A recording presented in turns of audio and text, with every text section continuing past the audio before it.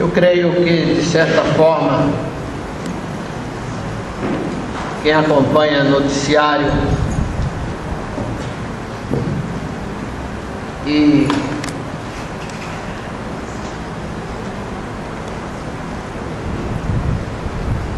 uma das atividades uma das coisas que você pode fazer quando escuta o noticiário é orar pelas pessoas. E sem dúvida, pelo menos a minha bala, porque são muitas histórias, são muitas vidas, são muitas pessoas envolvidas no acidente da Malaysia Airlines, que deve ter causado a morte de 239 pessoas. Pessoas que iam para a sua rotina normal de vida, de viagem. 12 estavam a trabalho. Pelo menos 2 felizes, porque o nome consta na relação desaparecidos, mas não estavam lá, foram passaportes roubados. Mas o fato é que, em se confirmando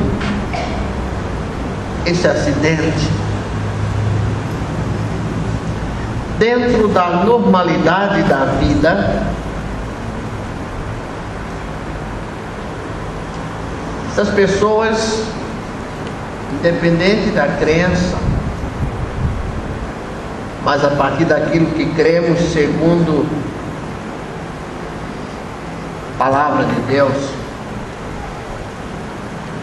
se confrontaram com a eternidade. Não porque eram idosos, ou porque estavam enfermos, mas porque na normalidade da sua vida, na forma e na maneira cotidiana de viver, porque alguns viajam em algo cotidiano, não é novidade, não é necessariamente turismo, e mesmo que fosse a normalidade das férias, né? Eles enfrentaram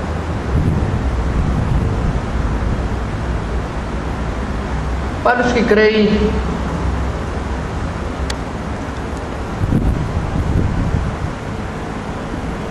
uma salvação para todos, independente da fé em Cristo, todos salvos.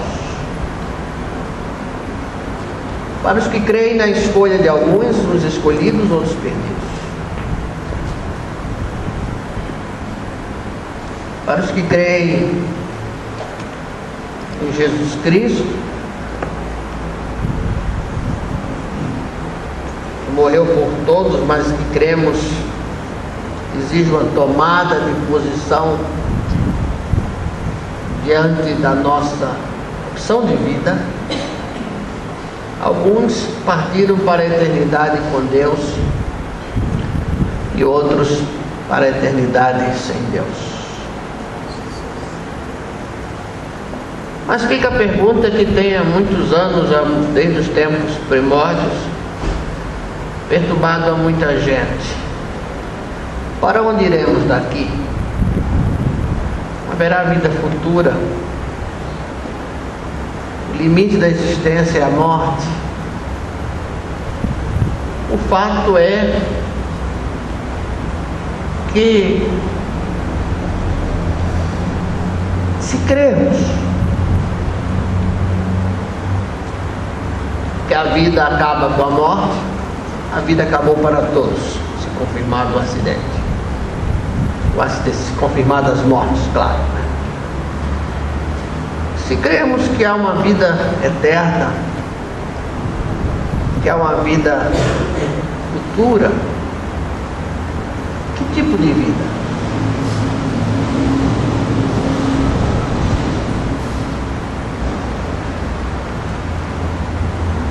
A Alguém pode pensar, mas pastor, não acontece comigo, eu não ando de avião, mas anda de ônibus, anda de carro e vive.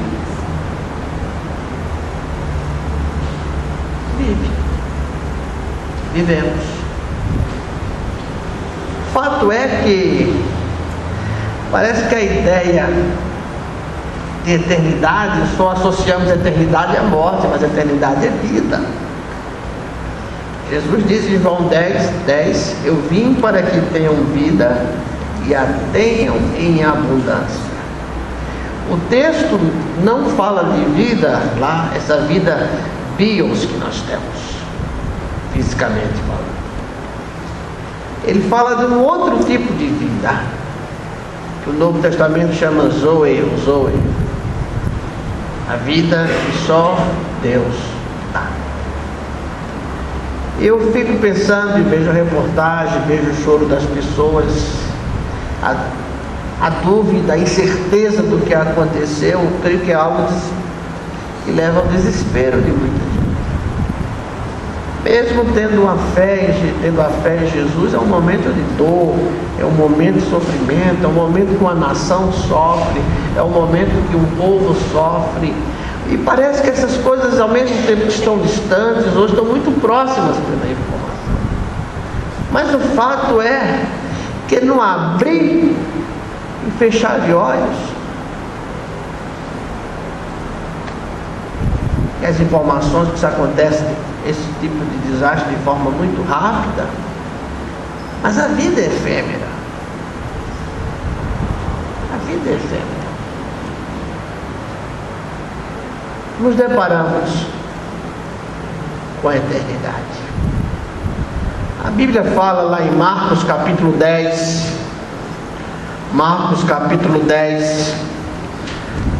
versos 17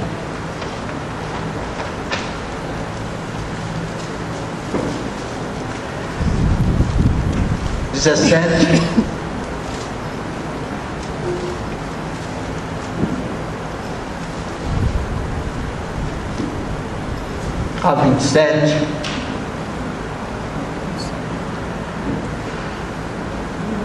Diz assim a palavra de Deus, Marcos 10, 17 a 27.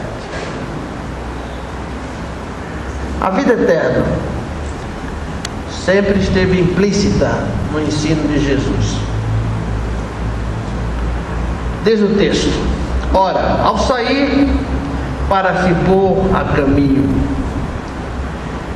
correu para ele um homem, o qual se ajoelhou diante dele e disse: bom mestre, que hei de fazer para herdar a vida eterna? Aliás, o costume do homem é sempre procurar fazer alguma coisa. Isso é muito antigo. Essa tentativa de fazer algo para agradar o Deus ou os deuses, e a partir daquilo que agrada receber. Por isso ele diz: que hei de fazer para herdar a vida eterna? Respondeu Jesus: por que me chamas bom? Ninguém é bom senão um, que é Deus. Sabe os mandamentos? Não matarás, não adulterarás, não furtarás, não dirás falso testemunho, a ninguém defraudarás, honra teu pai e a tua mãe.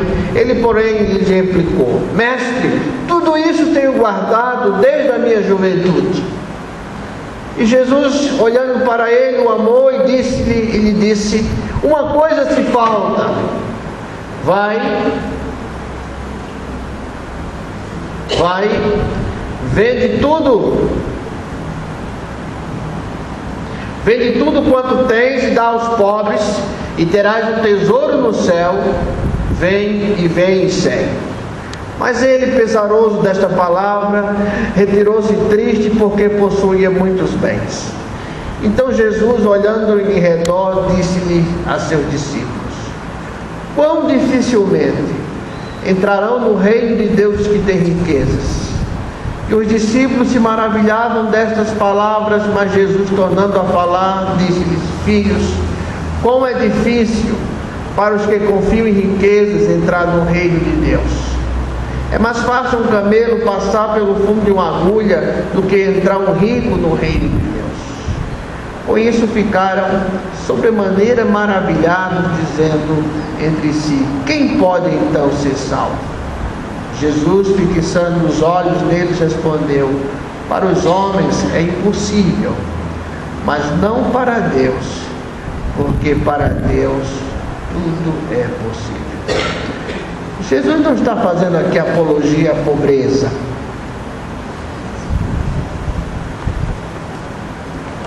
Ele está falando do homem que deposita o seu coração em coisas e pessoas, num estilo de vida que não seja a vida em Deus e com Deus. Esse é o básico.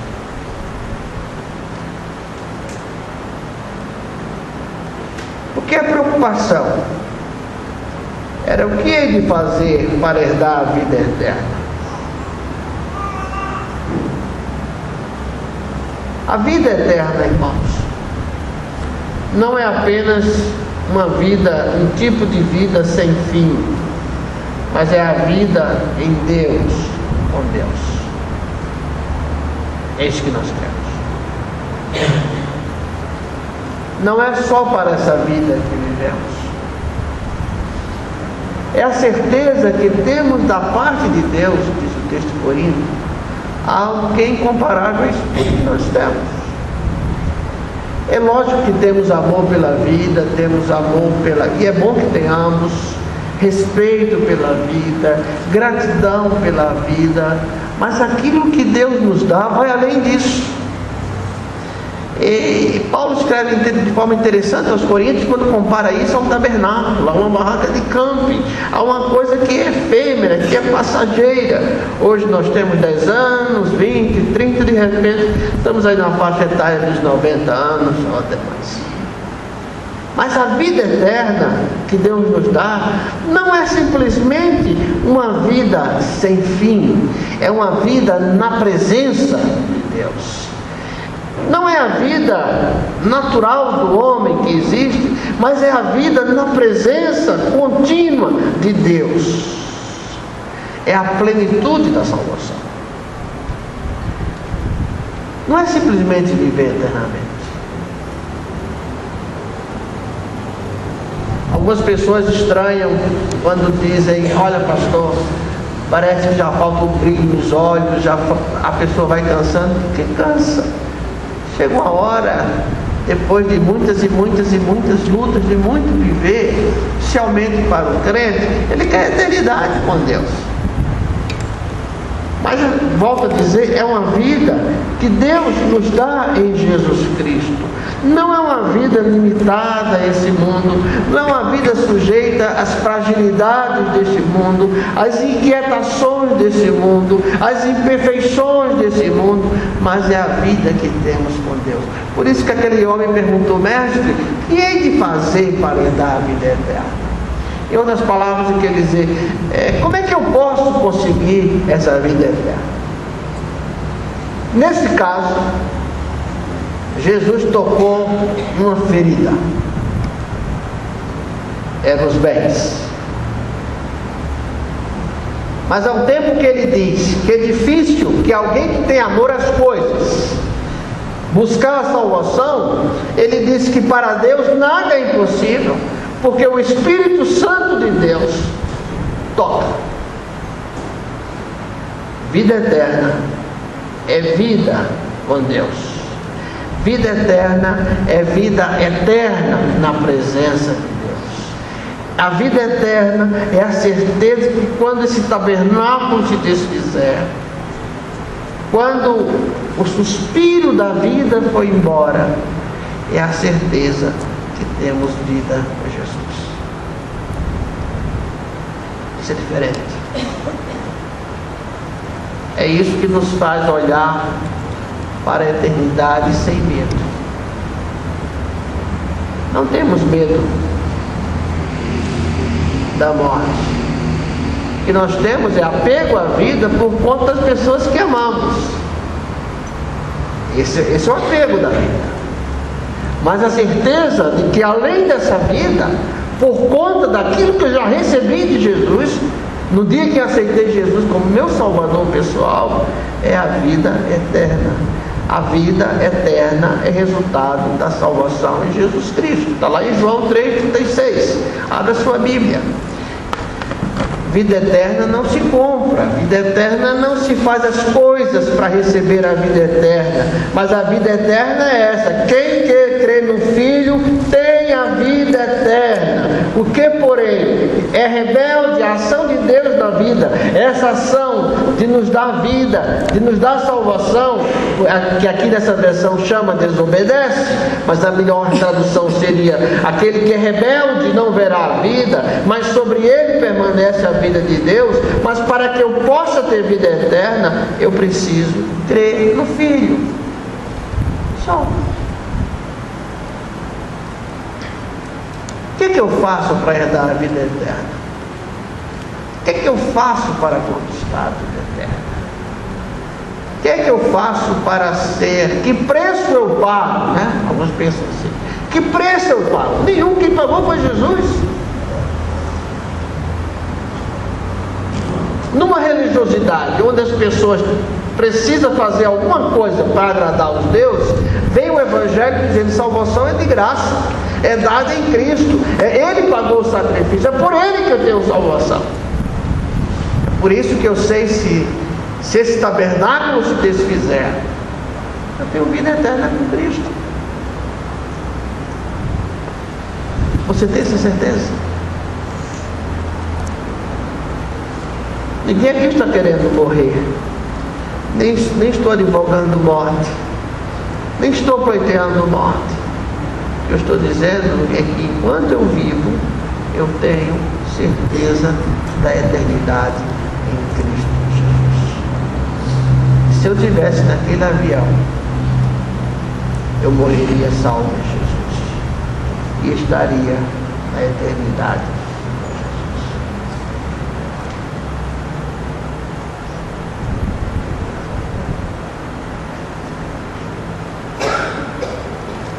Essa é a vontade de Deus. Está lá em João 3,16. Que Deus amou o mundo de tal maneira que deu seu Filho unigênito, para que todo aquele que nele crê não pereça, mas tenha cura, prosperidade, casa própria, saúde, namoro, casamento. Pode até ter. Mas a palavra diz que para que todo aquele que nele crê não pereça, mas tenha a vida eterna. Esse é o diferencial.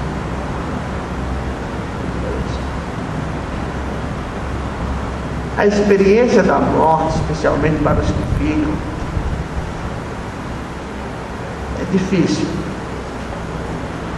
Para alguns também. Eu acompanhei uma senhorinha já de 90 e poucos anos. Ela me dizia: pastor, não sabia que era tão difícil para algumas pessoas. Mas muito mais pelo apego às filhas, especialmente. Talvez pela dor que ia causar toda a separação, do que por medo da eternidade. Jesus veio para nos dar vida. Jesus veio para nos dar vida eterna. É como se eu trabalhasse com a certeza absoluta que terei uma aposentadoria tranquila. Eu sei que isso hoje é difícil, mas espiritualmente eu vivo sabendo que o que eu tenho da parte de Deus é infinitamente melhor do que isso. Isso não me torna um alienado da vida. Eu não me considero alienado da vida. Não me considero uma pessoa alienada da realidade da vida, do sofrimento das pessoas, das dores, das limitações socioeconômicas. Mas eu vivo neste mundo com uma certeza que eu sou salvo. Chame quem quiser de exclusivismo, pode chamar o que quiser, mas eu vivo na certeza de que sou salvo.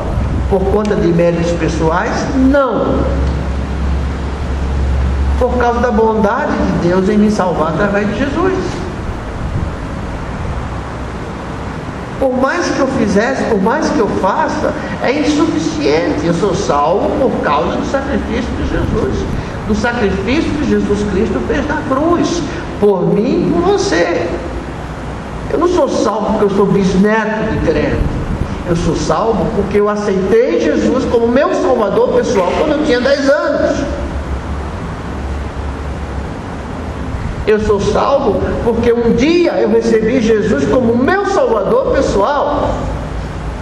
Eu sou salvo e creio porque entendo que quando Jesus morreu na cruz e morreu para salvar, e Deus não quer que nenhum pereça, eu estou nesse meio.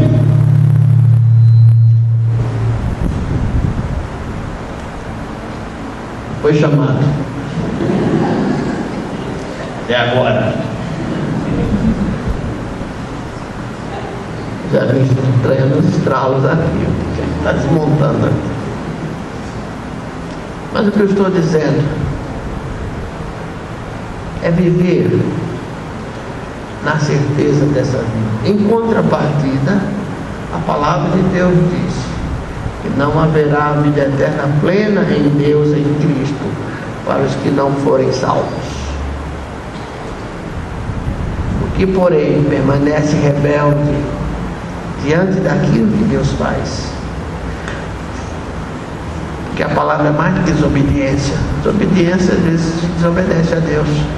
Você não perde a salvação porque desobedeceu a Deus. Mas é um estado permanente de rebeldia contra Deus. É um estado permanente de negação ao apelo e ao sacrifício e ao chamado que todos nós recebemos em Cristo Jesus. Não é partida, fica tranquilo.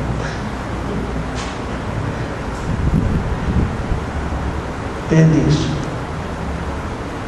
Você é salvo.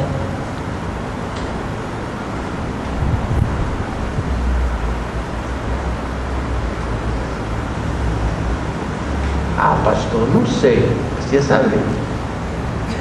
Não por causa da morte, por causa da vida. Por causa da vida plena que Deus dá. Sabe por quê? Quando vencemos o medo da eternidade, ou a incerteza da eternidade, nos tornamos cidadãos celestiais mais seguros. O mestre, que hei de fazer para herdar a vida eterna? Jesus vai na lei e diz: não, a lei eu cumpro. Aí Jesus vai no calcanhar de Aquiles. O caso dele era a riqueza. Pode ser religiosidade, pode ser a fé que você nasceu, mas que não é essa fé que está na palavra de Deus.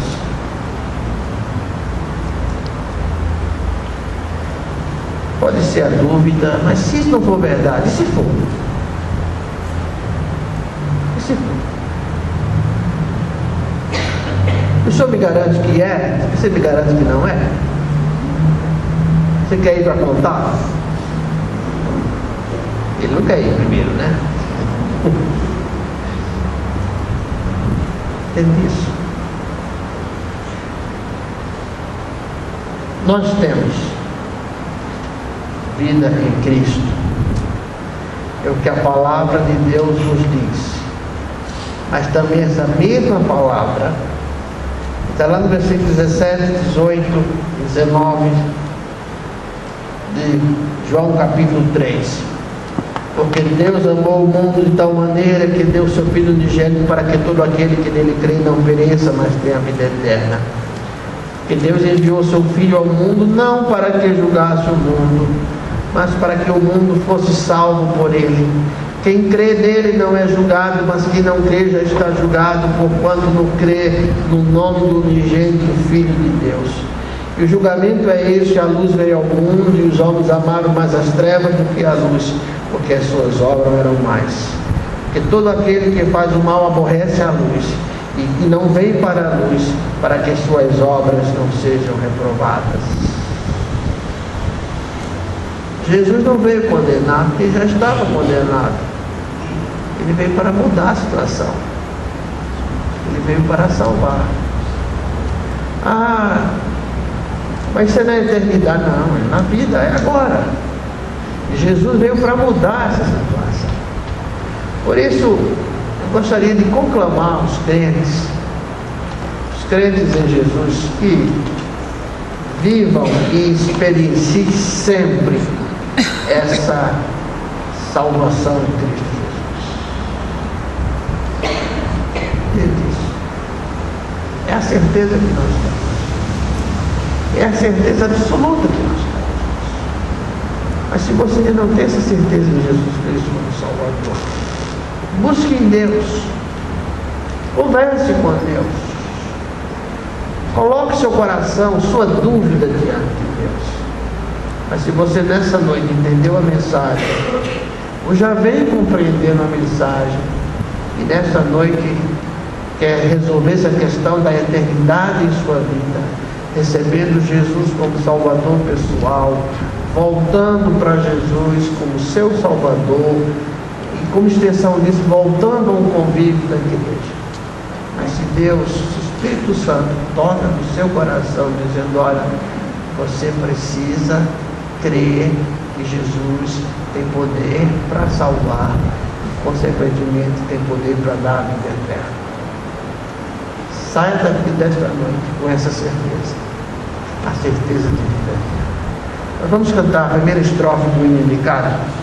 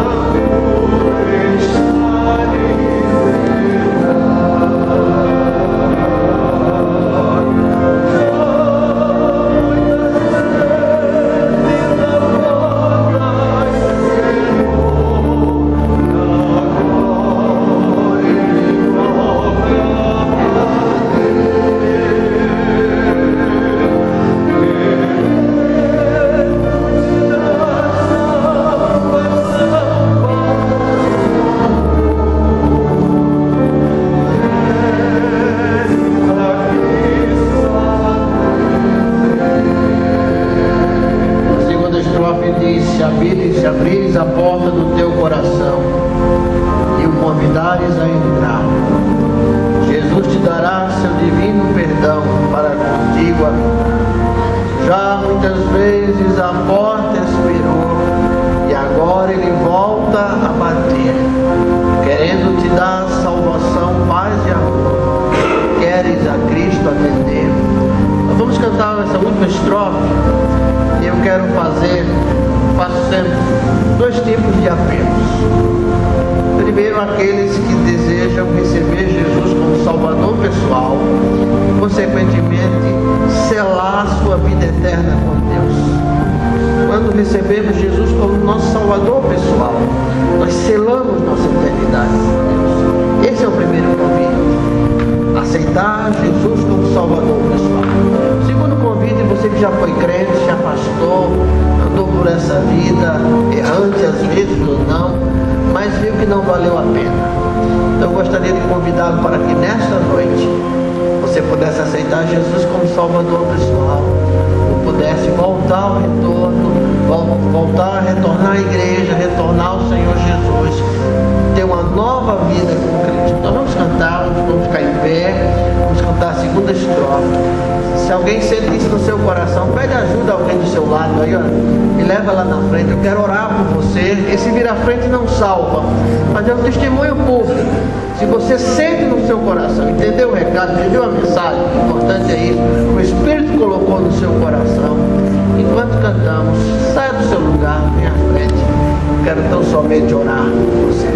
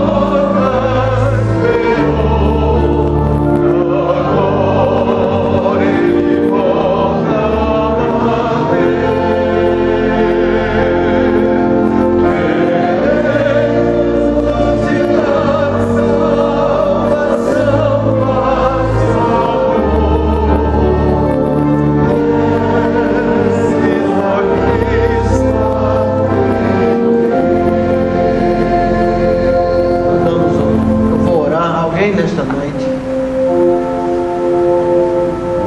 Pai, eu quero te agradecer a certeza da vida eterna que tenho a partir da minha experiência com Jesus.